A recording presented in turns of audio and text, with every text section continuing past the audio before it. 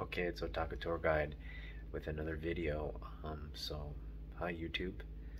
Uh, yeah, it's been fun doing these videos. I'm kind of running out of content because I'm getting close to going through my comic stacks, and so I've got just a few comics left to kind of grade and show. So, in the meantime, I'm gonna do a video on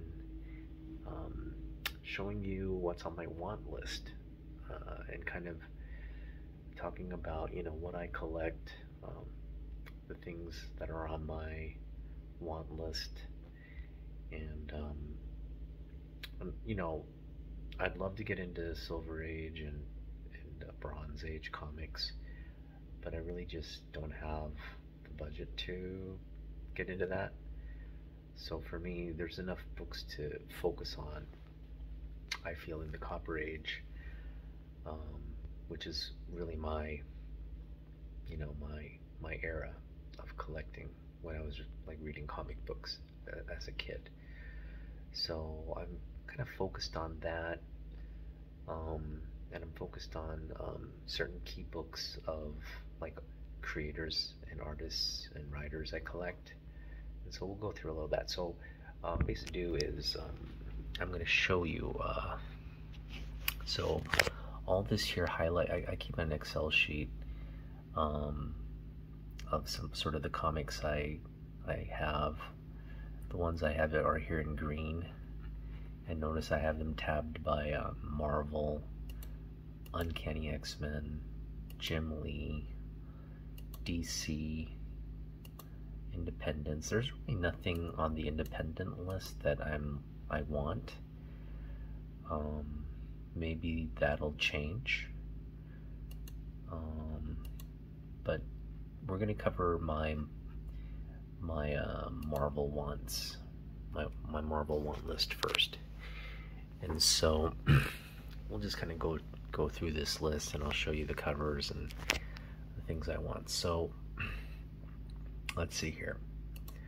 To start us off, let's just go through like immediately what's on my want list, meaning this is sort of the book I want the most, and I'm trying to find it in the wild. I don't want to have to pay eBay prices for the book per se, but I know this particular book is very hard to find in the wild. At least, I just got back into collecting, so I shouldn't say that I've exhausted every resource, but in the few trips I've been to comic shops in and around the Puget Sound, I've yet to be able to find this book. In fact, not many comic shops really carry this title, and what it is Marvel Age 108. So why do I want this book? Well, it's actually the first Jim Lee cover, meaning literally it's Jim Lee, a caricature of Jim Lee, the character, on the cover. And he drew himself, basically drawing what looks to be the next, I guess, X-Men story. And then so this is right around the time he was working on the X-Men #1. So this is the X-Men preview issue, and this is the X-Men. That X-Men issue became the highest selling, the best-selling comic book of all time. I think it sold close to 2 million copies. And so there are a lot of the X-Men ones out there, and I just thought this would be a very cool comic to have for that nostalgia factor, but also because Jim Lee is really my favorite artist, hands down.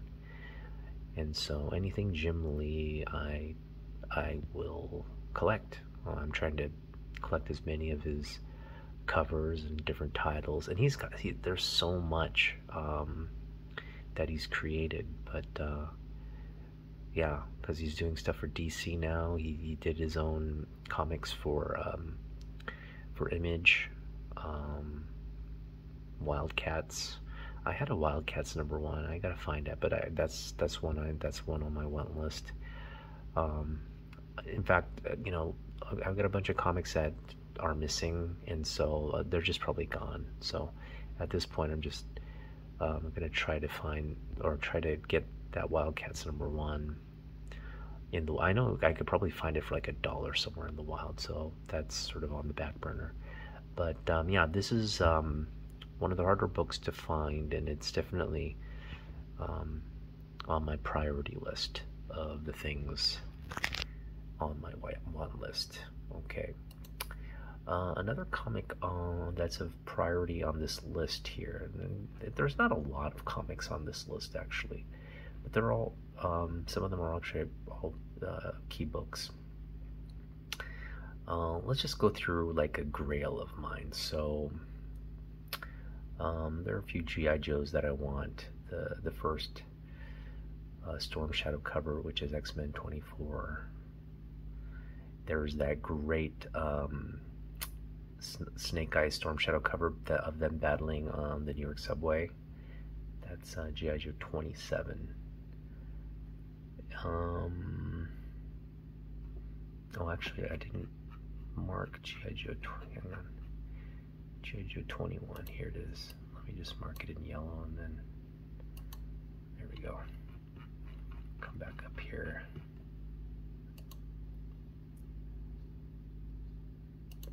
Okay, so G.I. Joe 21 is now over here.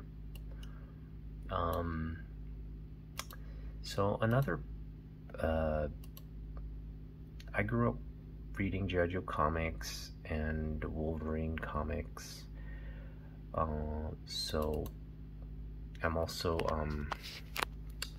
being Asian American, I think what was cool to see at that time was what were creators like Jim Lee and Larry Hama,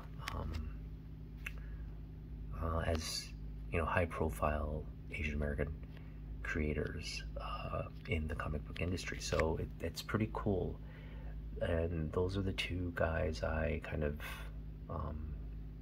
collect, just because they have been such big influences on the books I enjoyed as a kid. And so right now, here are some of the Wolverine. Obviously, this is also top of mind for me. This iconic, oh, that's not a very good picture there. But yeah, I mean, that needs no introduction. That's pretty much Wolverine. That's like iconic Wolverine right there. And Jim Lee, that's just a great Jim. And this comic keeps going up in value. It's still fairly affordable. So I've been hoping to find this in the wild, but I just may get it off of YouTube, like a high grade copy off of eBay, and just kind of pay the money. So this is definitely one of the comics also that's a priority, and I'll probably get this before I find out Marvel Age 104. So Wolverine 27. Another one that's Jim Lee cover, now that we're talking about Wolverine and Jim Lee, is Punisher War Journal #6, and this is Jim Lee cover, and it's a great cover. And this is I think one of the like early ones,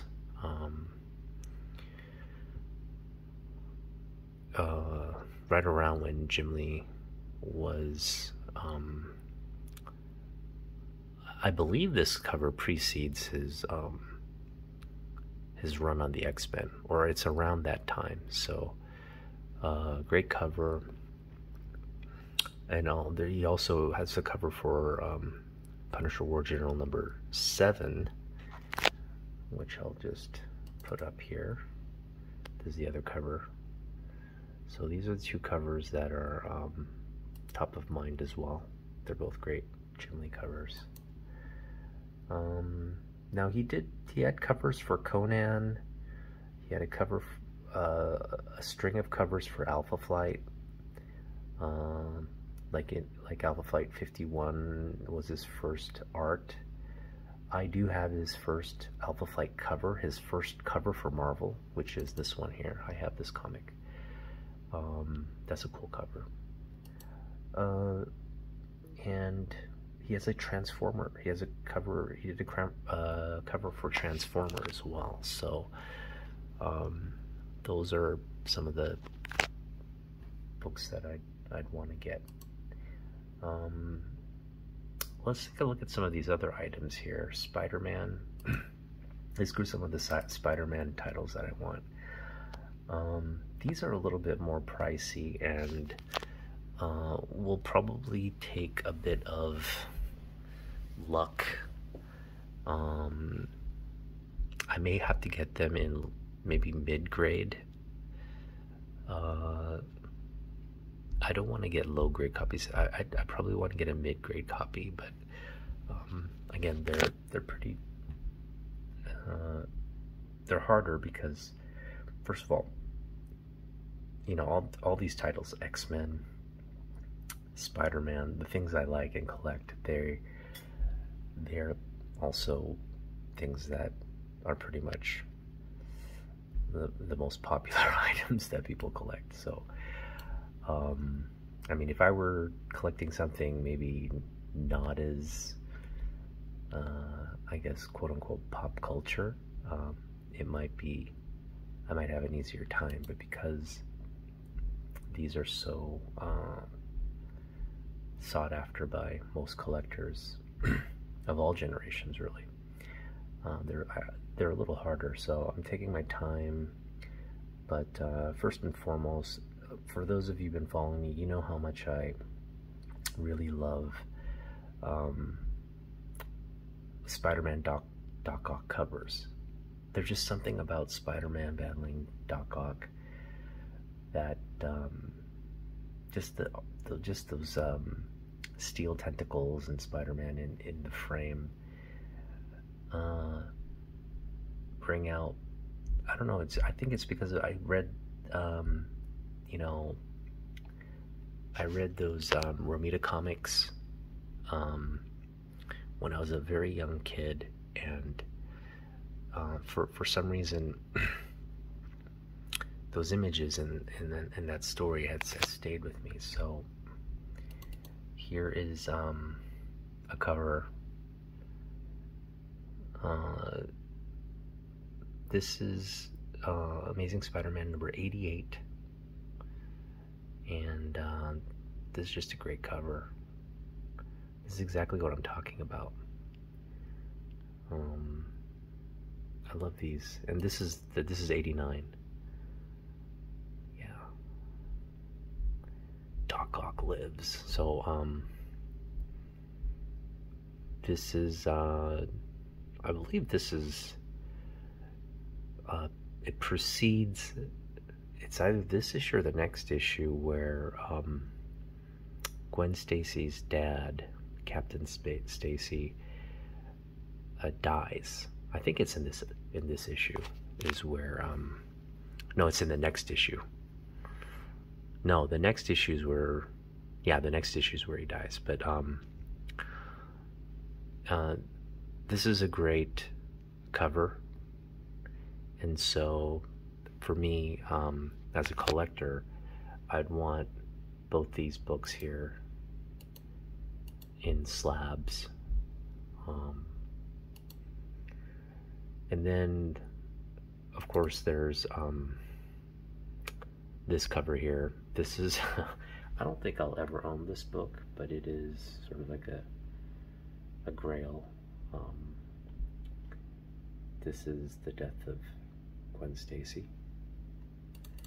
And then, of course, this cover. This is just a great cover because it has all the villains. Doc Ock's right here. Dr. Doom's there. It has all the sort of the characters that are just have been a part of Spider-Man through the first, 100 books. And so this is the 100th issue anniversary cover. And this is another book that is very pricey, hard to find in high grade for a reasonable. I mean, it's hard to even find cheap for it in like mid to low grade, low to mid grade as well. So, but this is something that I would like to own someday. And then we'll go to some of the more